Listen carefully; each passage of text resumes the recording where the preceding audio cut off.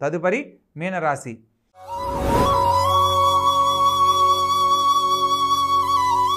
ఈ యొక్క మీనరాశి జాతకులకు లగ్నంలో రాహుగ్రహ సంచారం జరుగుతుంది. అనుకున్న ప్రతి పనిని కార్యదీక్ష పట్టుదలతో పూర్తి చేస్తారు. ద్వితీయ స్థానం రాజ్యాధిపతి అయిన గురువు, అదేవిధంగా పంచమాధిపతితో వారం చివరిలో కలుస్తున్న కారణంగా ప్రతి పనిలో కూడా ఎంతో సామర్థ్యంగా శక్తియుక్తులను ఉపయోగించి సకాలంలో పూర్తి చేసి తద్వారా లాభపడతారు. అదేవిధంగా సప్తమ స్థానంలో కేతుగ్రహ సంచార రీత్యా జీవిత భాగస్వామితో ఎటువంటి వాదోపవాదనలకు వెళ్ళకూడదన్న సత్యాన్ని తెలుసుకొని నడుచుకోవాలి. ప్రత్యేకంగా భాగ్యస్థానంలో అష్టమాధిపతి అయిన శుక్రుడు సంచరిస్తున్న కారణంగా కొంత స్త్రీ మూలకంగా శుభం చేకూరుతుంది.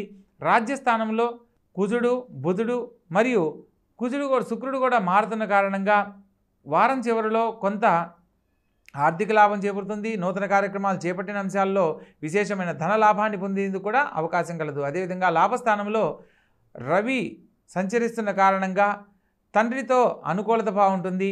రవి లాభస్థానంలో సంచరించేటప్పుడు తండ్రి వైపు నుంచి రావాల్సిన స్థిరాస్తుల విషయాలలో సకాలంలో తిరిగి పొందడము, కోర్టు ద్వారా పరిష్కారం కాని సమస్యలు పరిష్కరించబడడం జరుగుతుంది.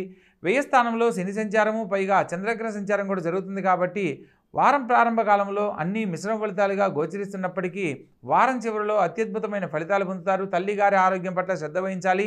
ముఖ్యమైన విషయాల్లో శారీరక శ్రమ, పట్టుదల అధికమవుతాయి. కాబట్టి కాస్త ఆరోగ్య విషయంలో ఒకటి జాగ్రత్తలు పాటించాలి. అదేవిధంగా మొత్తం మీద ఈ రాశి వారికి రాహుకేతుల మధ్య గ్రహాలు సంచరిస్తున్నప్పటికీ రాజ్యాధిపతి అయిన గురువు ద్వితీయంలో సంచరిస్తున్న కారణంగా ప్రత్యేకంగా కాలభైరవ స్వామిని ఆరాధించాలి.